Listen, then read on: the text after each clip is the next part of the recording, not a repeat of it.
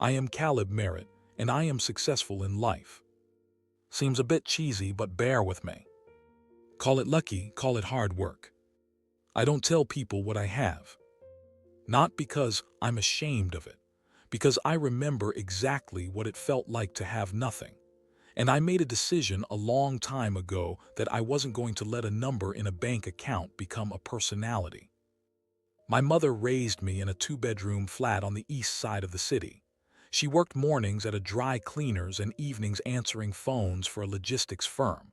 11 years, same two jobs. She never complained once. Not to me anyway. I'd hear her sometimes late at night on the phone with my aunt, voice low, talking about things that were tight. She'd go quiet the moment she heard my door. In the morning, she'd make breakfast like nothing was heavy. I built everything I have watching that woman carry weight she never let touch me. Every company I started, every deal I closed, every room I walked into and refused to leave, I did it with her face at the back of my mind. Not as pressure, as direction. By the time I met Claire, I was doing well. Quietly well. The kind of well that doesn't show up on your clothes or your car, but shows up in how unbothered you are when people try to make you feel small. Claire was different from anyone I'd been with. Direct, warm, sharp in the way that doesn't need an audience. We argued about films and agreed about people. She made me feel like I could put the guard down for a few hours at a time. That's rare. I don't walk away from rare easily. 3 months in, she said she wanted me to meet her family. I said yes, I meant it. The Harcourt house was the kind that had a name on the gate. Not a number, a name. Long gravel driveway, Georgian windows, the kind of garden that only stays that way if someone's paid to keep it. I grew up in a building where the boiler broke twice a winter. I've been in rooms like this before, through work, but never as somebody's boyfriend. Never being looked at the way Douglas Harcourt looked at me when I walked through the front door. He shook my hand like a man deciding something. Dinner was arranged. Claire had insisted on bringing my mother. She'd met her once and genuinely adored her, said she wanted her there. It should have been a warm thing. I didn't think carefully enough about the room I was putting her in. My mother wore her good dress, the dark green one she keeps for occasions. She had her hair done. She was pleased to be included. That should have been a beautiful thing. Douglas Harcourt had the particular talent of men who have never once had to justify themselves to anyone. He could demean you with the full infrastructure of good manners. He asked my mother, across the table, in front of everyone, with a pleasant smile, how she felt about her son, still finding his feet at his age. The table went quiet. My mother looked at him, set her fork down carefully. She smiled and said, "He's always landed on his feet." Then she picked her fork back up. I watched Douglas receive that graciously and move the conversation along. I watched my mother eat her dinner without a single crack in her composure. I watched Claire look at me with an expression that told me this was not the first time her father had done something like this, and she didn't know how to stop it. I smiled back at her. Inside, I was completely still, the way I get when I'm thinking. I want to be clear about what I did next. It wasn't revenge. Revenge is emotional and expensive. What I did was more like arithmetic. Harcourt Group, I knew, was facing a vendor contract renewal problem, a critical supply chain agreement, the kind of issue that looks manageable until it compounds. I'd read about it in passing months earlier in an industry brief, filed it away the way I file most things. Didn't think it would ever be relevant to my personal life. After that dinner, it became relevant. The supplier was a mid-sized firm.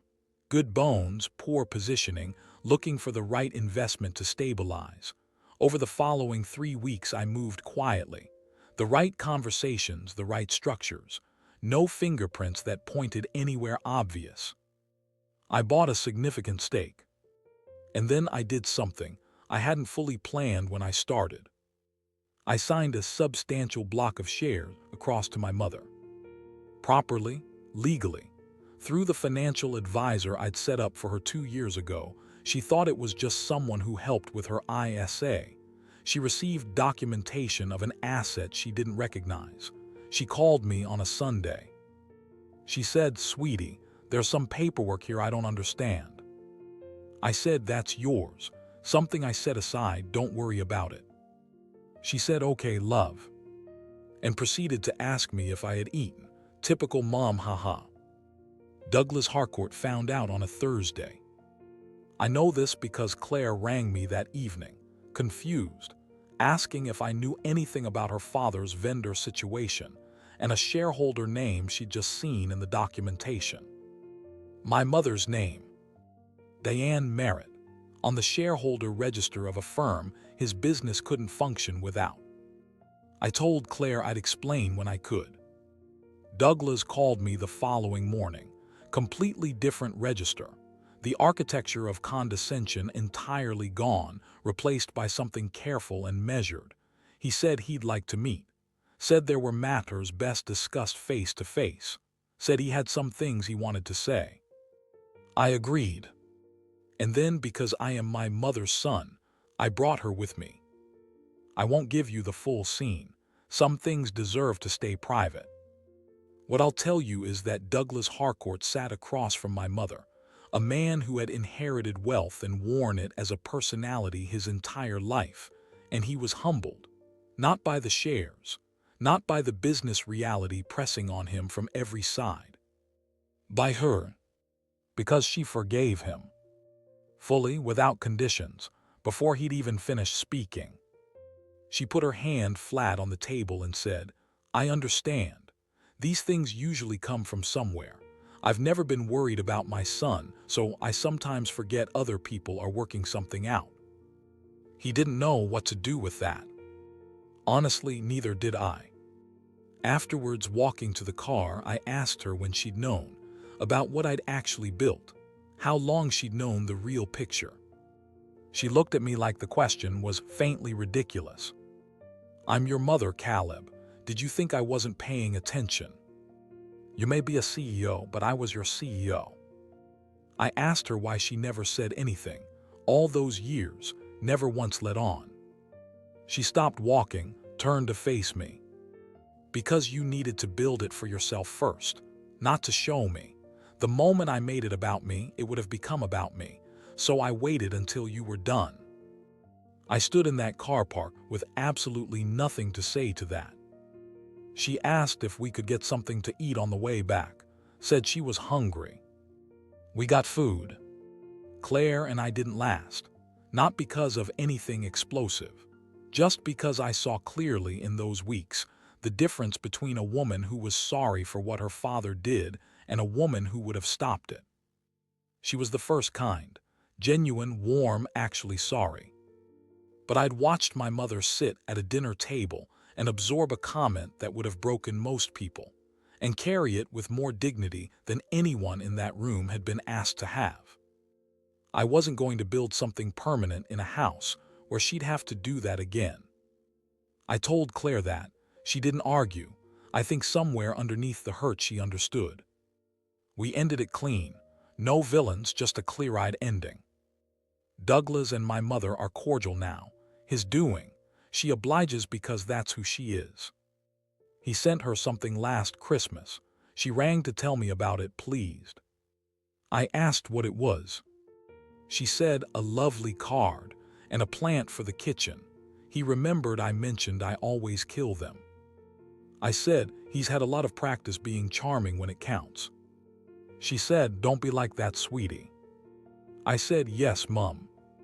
Some people you outmaneuver, some people you outbuild.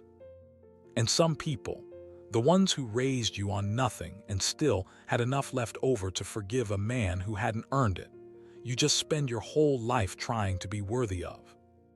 I'm still working on that part.